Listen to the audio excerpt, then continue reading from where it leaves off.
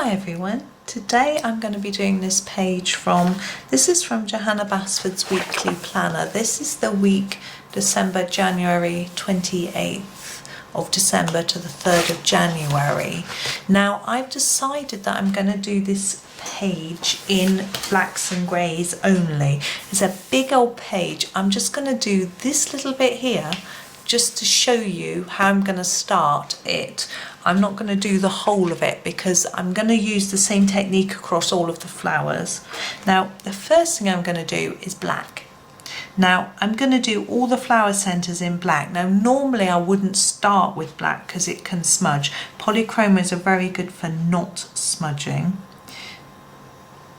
Now what I have decided to do with the flowers is to make the bottom of the flower the darkest part. So I'm doing a nice thick dark layer of black there and then reducing it as I go up to the top. So hopefully you can see. I haven't zoomed in hugely, maybe I should zoom in a little more. There. So you can just see that it's darker at the bottom than at the top. Now I will do exactly the same on every other flower middle, so there isn't lots of different things to show you. Now on the petals, now I'm going to use the cold greys in the Polychromos set because I want a little bit silvery, I suppose. This is cold grey 6. I'm not sure if the camera's picking up that very well. And I'm going to start near the centre here with a nice thick dark layer. Because it's quite different to the black, you can see the contrast. There's a bit of white there, it doesn't want to behave. And then reduce the pressure and the layers as I come towards the end of the petal. Now there are leaves and petals on this page, and what I've decided to do to differentiate between them is to make the petals darker. So I use the darker shades of grey for the petals and then lighter ones for the leaves. I'm just trying to make that shade down more evenly. So the idea is that it's darker here and then lightens as it goes towards the tip. Now you notice I'm only using the one pencil, I'm not changing shade. That's because I want more contrast when I use a different colour for the leaves. But the technique is the same.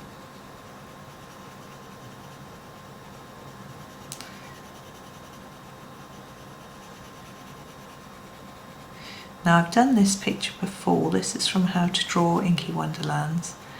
And the idea behind this picture, I think, was that we used it to practice our details. So I can't remember if I even coloured it in, but I added lots of inky details to the flowers on this page.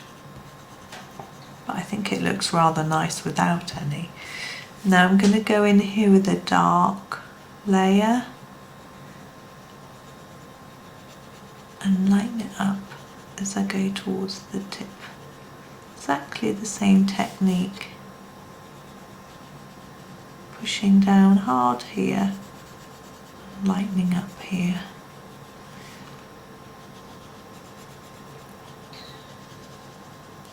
Now, a background for this, I think white works really well with these greys and blacks. I don't think it's going to need anything else. So there's that one. Now with these little flowers, that's slightly out of focus, isn't it? That's better. This little piece at the bottom here, normally I would do as a green, but we're not doing any green. So I'm going to grab a lighter shade of grey, so that cold grey 4, and I'm going to fill that all in the same shade because it's small, of cold grey 4. So as I'm doing this, I've pretty much made up my mind that for this whole picture the leaves will all be cold grey 4, the petals will all be cold grey 6, and the middles will be black. and I won't do any other, I won't mess around with different shades of grey and things like that, and it will keep it nice and simple. And I think it will be more effective that way with just these few colours. Oh, my pencils are rolling around the table. So you can see I'm using the same technique here, so darker here and lightening towards the tip. Now when we've got a smaller flower, we need to try and make sure we leave ourselves space to do this. It can be a bit trickier to get, you know, if we put too much dark here and spread it too far up, we can't get that light tip. So we just have to be a little bit, think it through a little bit. I mean, one tip for that is to start off with a light layer first, and then you can sort of see where you're going a bit more with the colouring. Now the other thing we have on this page are these circles and the keys. So I'm thinking about what would I do for that, and I'm thinking a silver gel pen or a silver pencil maybe a silver pencil. So I think that's what I'm going to do. Now I'm not going to colour the whole of this on camera because I think it's going to take too long. And I just thought it might be, I'm going to try and do a little bit of each of the calendar pages, but I'm not going to do the whole page every time because I think it's too much, it'll take too long. So I thought if I just showed you a little bit and got you going, or you know, you may not even have the calendar, you might want to just try this technique out elsewhere, or if you've got this book, the book with the picture, and you could try it there. So there we go, that's all I'm going to do for that one, and I'm going to do exactly the same for the rest of the page. And when I've finished it, I will put it on my Instagram page. There's a link to my Instagram page on my profile page here on YouTube, so you can go there and have a look and you'll be able to see the finished thing.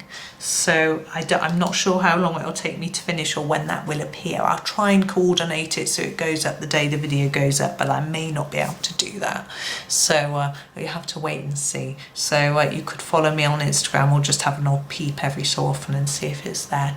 But there we go. That's all I'm doing for that one, as I say. So I hope that was interesting and something a little bit different for you to have a go at. Thank you very much for watching. I hope you enjoyed it, and happy colouring.